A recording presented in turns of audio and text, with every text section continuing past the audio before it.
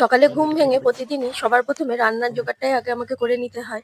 আর রান্নার জোগাড় মানে তরি-তরকারিটা আগে কেটে রাখি, তারপর রান্নাটা চাপিয়ে দিই।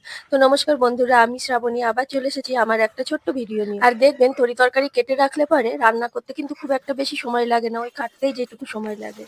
আর আজকে যেহেতু একদম নিরামিষ রান্না-বান্না করব, তারই জোগাড় করছি। আর নিরামিষ রান্না-বান্নার দিন মনে হয় কি রান্না-বান্না করব। তো আজকে ভাবলাম একটু আলু পটল দিয়ে তরকারি করব মুসুরির ডাল দিয়ে।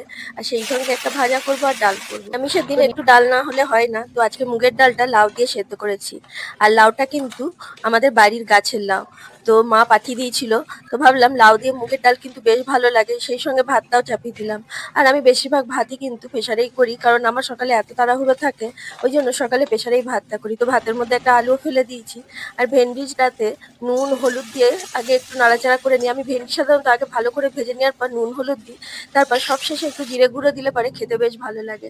আর মুগের ডালটাতে আদা জিরে বাটা দিয়ে একটুখানি নেড়ে নিলাম, সেই সঙ্গে এখানে আলু পটল কেটেছি আর মুসুরির ডাল দিয়ে এই আলু পটলের তরকারিটা করব। নিরামিষ দিনে কিন্তু এটা খেতে বেশ ভালো হয়। আর মুগের ডালে গোটা জিরে শুকনো লঙ্কা আর হিং ফোড়ন দিয়েছি, তারপর মুগের ডালটা দিয়ে দিয়েছি। আর এই মুগের ডালটা দিয়ে ভাত খেতেও যতটা ভালো লাগে, আবার রুটি দিয়ে খেতেও কিন্তু ভালো লাগে। তো মুগের ডাল আমি একটু মিষ্টি মিষ্টি করি, খেতে বেশ ভালো হয়। সবশেষে একটু ভাজা জিরে গুঁড়ো দিয়েছি।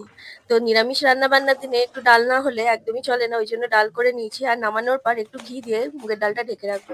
আর এদিকে ছেলের খুব সকালেই পড়া আছে, তো পড়তে গিয়ে আস্তে আস্তে 12টা বেজে যাবে, ওই জন্য ভাবলাম ওকে একটু ভাত দিয়ে দিই। তো আলু সেদ্ধ দিয়ে ভাত মেখে দিয়েছি, সেই সঙ্গে একটু ডাল দিয়ে দিয়েছি।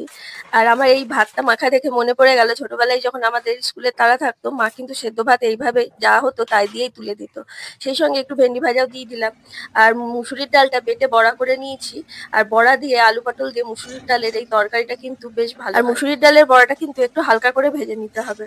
আর বড়াগুলো ভাজা হয়ে গেছে, এরপর আলু পটলটাকে ভালো করে ভেজে মশলা দিয়ে কষিয়ে নিচ্ছি। আর নিরামিষ মশলাই দিয়েছি, এতে পেঁয়াজ রসুন একদমই ব্যবহার করিনি। আর একটু জল দিয়ে ভালো করে কষিয়ে নিয়েছি, তারপর পরিমাণ মতো জল দিয়ে দিয়েছি। যখন আলু পটলটা খুব ভালোভাবে সেদ্ধ হয়ে যাবে, তখন ঝোলের মধ্যে বড়াগুলো দিয়ে দেবো। আর এই তরকারিটা কিন্তু নিরামিষ দিনে খেতে ভাতের সঙ্গে বেশ ভালো লাগে। আর সব শেষে নামানোর আগে দিয়ে দেবো একটু ঘি গরম মশলা। তো নিরামিষ তরকারি তো আমার রেডি হয়ে গেছে। আর সকালে যা যা রান্না করেছি তাই দিয়ে বরের লাঞ্চ বক্স রেডি করে দিয়েছি। আর আমার সাধারণত দুপুরের রান্নাটা খুব সকালে, আজকে যা যা রান্না করেছি তাই নিয়ে দুপুরে খেতে বসে পড়লাম। তো আজকের মতো আসি, আবার দেখা হবে নেক্সট ভিডিওতে। টাটা।